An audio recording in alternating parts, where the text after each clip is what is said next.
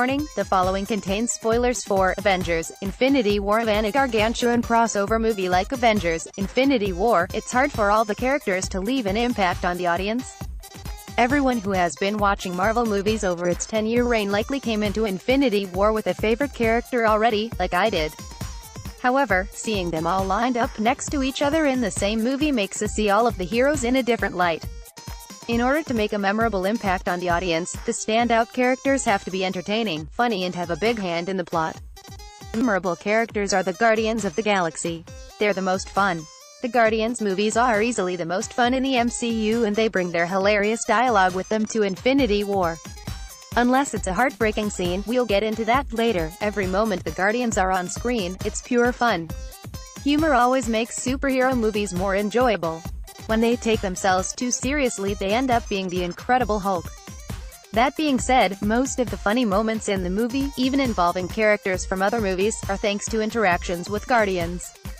The hilarious ego battle between Quill and Thor was even funnier thanks to the rest of the gang providing more jokes, which is in the clip below. Drax and his contagious laugh light up every scene he is in, which goes for the rest of the Guardians as well. My personal favorite Guardians moment is when Bucky grabbed Rocket in one hand and his machine gun in the other, shooting the enemy in both directions at the Battle of Wakanda. Immediately after, Rocket asks how much for Bucky's arm. There are countless funny moments in Infinity War that make it bearable to watch for over 2 hours, and a lot of them are the product of the funniest characters, the Guardians. They have the most meaningful death. Even in a movie wrought with mass death, one stands out as the most heartbreaking. Gamora's storyline with Thanos and her sister Nebula has been arcing through both Guardians movies, and in Infinity War it comes to a tragic end. From the beginning of the movie, when she asks Quill to kill her if Thanos gets a hold of her, we know Gamora will have to make a huge sacrifice by the end of the movie, but it was still a surprise to see her die at the hands of Thanos, who claimed to love her. Her death, built up with numerous flashbacks and a cute relationship with Quill, stands out amongst the rest of the deaths in the movie because it felt real.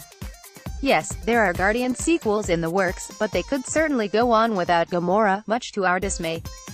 Her death wasn't a gimmick to end the movie on a cliffhanger. Gamora died a tragic death that brought real tears. Her personal connection to Thanos and genuine growth over the past movies made her death the saddest one in the film. It's Gamora that actually gives the villain an interesting background and makes him something more than just a killer. Without Gamora and her sacrifice, Thanos is a very boring villain. They have the heart. Even with the weight of entertainment on their shoulders, the Guardians still provide the emotional moments of the movie as well. Quill's breakdown may have cost the entire world, but hey, he cares about someone other than himself for once. Even after her death, Gamora brings the emotional fallout throughout the movie. The characters that don't seem to care about anything actually care just as much as the very serious superheroes in the film that are less entertaining. Even Groot, now an apathetic teenage plant in this movie, comes to help fight in the end. Guardians director James Gunn revealed Groot's final line in the film, which could have definitely made us tear up if it was dramatized more. Spoiler: dead. James Gunn, at James Gunn, May 6, 2018. Groot calls Rocket his dad, which we know isn't biologically correct, but their father-son relationship has absolutely grown over their standalone movies and now Infinity War. Both characters appear to be the most apathetic and selfish, but they really have one of the most heartwarming relationships in the movie. The Guardians not only provide the laughs, but also the tears. They have the best chemistry. Going on, along with being the most fun, the Guardians are used to being in a crowded movie, as their standalone movies prove. Each with their complementary, or contrary, personalities, they work well in movies with large casts, better than other characters that came together for Infinity War. One contributing factor is their kooky personalities that can bring jokes to any interaction, even with strangers, in high-stakes scenes. There isn't just one goofy character in the group.